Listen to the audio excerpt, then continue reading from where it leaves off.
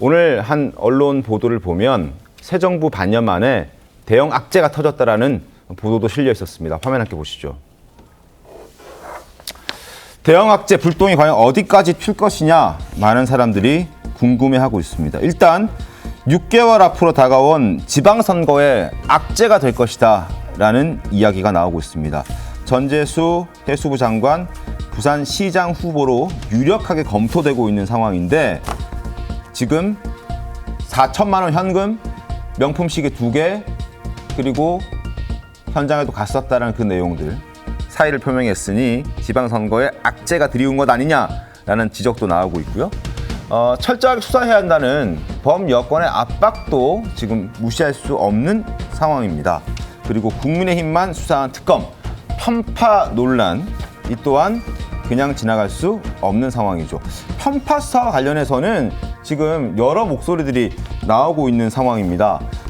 국민의힘 송원석 원내대표, 한동훈 전 대표도 특검의 편파 수사에 대해서는 강력한 메시지를 내고 있습니다. 목소리 한번 들어보시죠.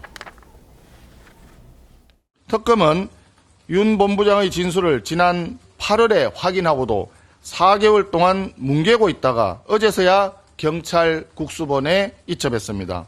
7년이라는 정치자금법 공소시효 끝나려면 이제 한 달여밖에 남지 않았습니다. 누가 봐도 전재수 장관 구하기를 위한 특검의 편파적인 플레이입니다. 권성동 의원이 받은 돈만 문제가 되는 거고 민주당 사람들이 받은 돈은 문제가 안 된다? 그건 상식에 반하는 얘기 아닙니까? 그건 일부러 묻어준 거라고 봐요. 의도적인 은폐이자 의도적인 수사 사건 덮기라고 생각해요. 자, 대형 악재가 터진 상황에서 세 가지 변수 앞서 보여드렸었는데 다시 한번 그래픽 보겠습니다. 자, 가장 눈에 띄는 건 바로 지방선거 이야기겠죠. 6개월밖에 남지 않았습니다. 그리고 부산은 각축전이 벌어질 것으로 예상이 되고 있는 지역이기 때문에 더욱더 민주당 입장에서는 이재명 정권 입장에서는 더욱더 악재가 될 수 있다라는 목소리가 나오고 있습니다. 정관재 대변인 어떻게 보십니까? 저는 일단 그 특검의 정치적 편향성 네. 이건 피해 갈 수 없다고 봅니다. 똑같이 윤영호 전 세계본부장으로부터 나온 발언이 있었는데 네. 이때 이후로 수사가 진행된 건 국민의힘 소속이었던 권성동 의원에 대한 수사만 진행된 거예요. 네. 그래서 구속 상태에서 지금 재판받고 있는 거 아닙니까? 이것만 놓고 보면 여당은 돈을 받아도 권력이 있기 때문에 지금 무죄고 야당은 권력이 없기 때문에 유죄냐 이런 식의 얘기가 가능한 거잖아요. 더군다나 국민의힘과 관련해서는 당원 명부를 압수하겠다고 몇 번이나 와서 그 압수수색 해갔습니다. 네. 근데 같은 시기에 어떤 얘기가 나왔냐. 사실 국민의힘에 가입하라고 했더니 특정 지역에서는 아니 우리 주변 사람들이 다 민주당 지지자인데 어떻게 국민의힘 지지하라고 거기를 가입하라고 하니까 그러니까 그러면 민주당 지지하는 사람들은 민주당 가입해갖고 거기 영향력을 행사해라. 네. 이런 취지의 또 지시가 나갔다는 거예요.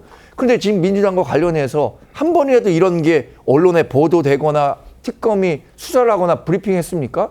특검이 이래서 정치적 특검이라는 비판을 받고 있는 겁니다. 네. 왜 그랬느냐? 당시 민주당하고 조국혁신당만 3대 특검을 추천했거든요. 그러니까 이번에는 지금 국민의힘에서 특검 얘기하고 있는데 여야가 같이 인정할 수 있는 사람을 특검으로 만들어서 그 끝선이 어디까지 갈지 모르겠습니다. 왜냐? 이재명 대통령도 만나려고 했는데 뭐 사정상 만나지 못했다라는 전원이 지금 나오고 있는 거잖아요. 네. 이렇다면 본인들이 얘기한 게 정말 말로만 끝날 것이 아니라 행동으로 한번 보여줘라 이런 말씀 드립니다. 알겠습니다. 자, 이재명 정권과 민주당이 통일교 불법 자금과 무관하다면 대통령이 직접 나서 입을 틀어막을 이유가 없다라는 게 지금 국민의힘의 주장입니다. 그리고 오늘 최고위에서 주로 거론되고 있는 이야기도 바로 이 내용입니다. 자, 그래서 중앙일보 신문 하나 보여드리겠습니다. 함께 보시죠. 자, 민주당 금품 입 닫은 윤영호 입틀막 했다라는 게 국민의힘의 주장입니다. 법조계에서는 히든카드를 숨긴 것이다라는 주장도 나오고 있습니다. 이런 설명도 지금 가능한 상황이다. 윤 전 본부장이 침묵한 데는 한 부장판사 출신의 변호사는 특정 정당이 아닌 정치권 전체에 접근을 시도했는데 수사가 편향적으로 이루어졌다고 주장하기 위한 전략일 수도 있다. 어쨌든 윤 전 본부장으로서는 히든카드를 숨긴 것이다라는 얘기도 함께 나오고 있습니다. 양진희 변호사님, 어제 상황 어떻게 좀 보셨습니까?